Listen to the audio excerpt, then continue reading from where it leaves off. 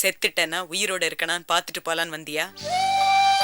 இல்ல கொஞ்ச நஞ்ச உயிர் ஊசலாடிட்டு இருந்தா ஒரே அடியா தலையில கல்ல தூக்கி போட்டுட்டு போலான்னு வந்திருக்கியா? போ வெளியே.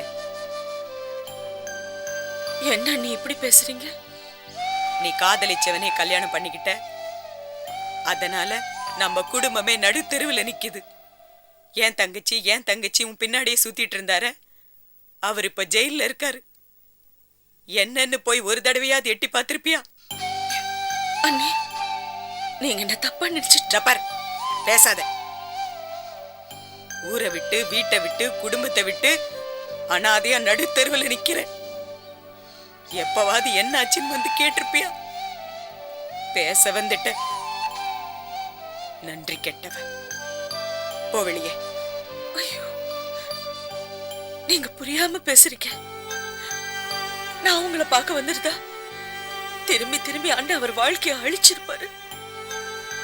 அதனாலதான் என் மனசை கல்லாக்கிட்டு நான் இத்தனை நாள் உங்களை பார்க்க வரல. உங்களையும் அண்ணனும் நினைக்காத ஒரு நாள் கூட போனதில்லை.